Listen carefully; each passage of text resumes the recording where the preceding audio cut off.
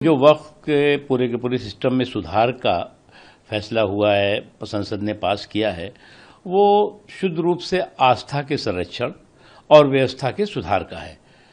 जो आस्था है उसका संरक्षण है और जो प्रशासनिक व्यवस्था है उसकी सुधार का है। लेकिन अफसोस की बात है कि जो लूट की लंपट लाबी है वो लूट के लाइसेंस की छूट चाहती है। अब लूट की लंपट लाबी अगर लूट के लाइसेंस की लीगल छूट चाहती हो तो वो इसी तरह का हाहाकार, हंगामा और एक काल्पनिक भ्रम पैदा करने की कोशिश करेंगे, क्योंकि ये वो लोग हैं जिन्होंने वक्फ के पूरे सिस्टम को टच मी नॉट बना दिया था।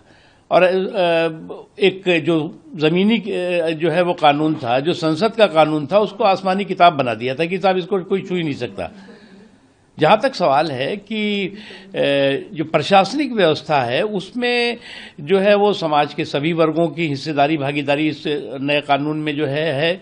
अब ये कहते हैं कि जी नहीं, इस सेकुलर कंट्री में कम्युनल एंट्री और नो एंट्री का फार्मूला रहेगा कि इसमें जो है वो कोई भी जो है वो दूसरे मजहब का जो है वो इस प्रशासनिक व्यवस्था का हिस्सेदार, भागीदार नहीं बन सकता। तो सेकुलर कंट्री में कम्युनल नो एंट्री का जो है वो फार्मूला नहीं चल सकता।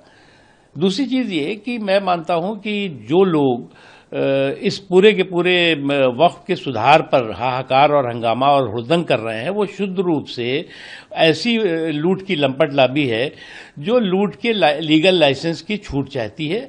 इससे ज़्यादा कुछ नहीं है। और इसलिए जो है वो जो भी कोर्ट ने इस पे फैसला किया है सरकार ज़रूर उसको देखेगी। लेकिन मेरा मानना है कि इस सुधार पर किसी भी तरह का सांप्रदायिक प्रहार जो है वो स्वीकार नहीं होना चाहिए।